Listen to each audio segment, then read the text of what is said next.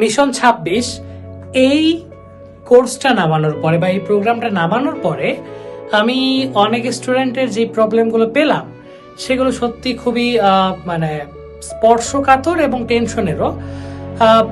কিছু স্টুডেন্ট বলছে যে ভাইয়া আমার পড়াশোনা করতে ভাল লাগে না, বাট ফোনটা আমি যদি জাস্ট ফোনটা নিলাম একটু ভালো লাগার জন্য, মানে ফোনটা হাতে থাকলে ভালো লাগতেছে, রিলস দেখতেছে, রিলসে 5-6 ঘন্টা সে দিনে নষ্ট করতেছে, তার পড়াশোনায় মন বসছে না, আবার ফোনটা দূরে থাকলে মানে ছটফট করতেছে। তো এটা একটা কাইন্ড অফ অভ্যাস, এবং কি ওই যে তোমার রিলস এবং ফোনের প্রতি এডিকশন, এটাই কিন্তু প্রমাণ করে।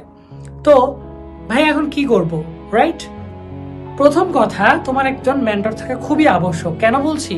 যেমন আজকে যে স্টুডেন্টগুলো তাদের প্রবলেম যে ভাইয়া পড়তে মন চাচ্ছে না, পড়ায় মন বসছে না, তখন আমি তাদেরকে অ্যাজ এ বড় ভাই হিসেবে বলি যে না, তোমাকে এটা পড়তে হবে, তোমাকে ফিজিক্সের ভেক্টর পড়তে হবে, তোমাকে ম্যাথের ম্যাট্রিক্স পড়তে হবে, ইংলিশের যেই গ্রামার আইটেমগুলো আছে সেগুলো পড়তে হবে। তখন কিন্তু সে পড়ার টেবিলে যাচ্ছে, রাইট? তো আলটিমেটলি একা একা আসলে অনেক কিছু সম্ভব হয় না। এবং কি যখন তুমি দেখবা যে তোমার পাশাপাশি অনেকেই অনেকক্ষণ পড়তেছে, 12-13 ঘন্টা পড়তেছে, তখন আসলে তোমার মধ্যে এই চেঞ্জেসগুলো চলে আসবে। একা একা বিশেষ করে টেকনোলজির সাথে যুদ্ধ করা খুবই টাফ। বিশেষ করে এই যে ফোনটা, আমি জানি এই ফোনে তোমরা এই ভিডিওটা দেখছো, বাট এটা সত্যি কথা, এই ফোনটা সীমিত ব্যবহার করো, হ্যাঁ কাজের জন্য অবশ্যই ব্যবহার করো, বাট সময় নষ্ট করার জন্য এই ফোন যেন কখনো না হয়। আমি জানি এইচএসসি 26 ব্যাচ তোমাদের অনেক সময় চলে গেছে, আর সময় নষ্ট করো না।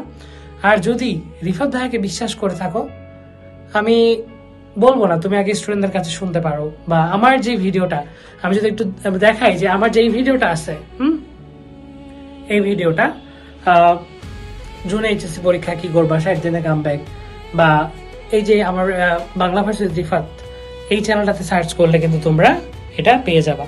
তো দিন শেষে একটাই কথা বলবো, মিশন 26 কামব্যাকের একটা প্রোগ্রাম হতে যাচ্ছে, এবং কি অলরেডি গত 2 দিন ধরে আমি স্টুডেন্টদেরকে ধরে ধরে পড়াচ্ছি। দিন শেষে একটাই কথা বলবো, ভালো রেজাল্ট করতে হবে, অন্তত মা বাবার দিকে তাকাই হলেও।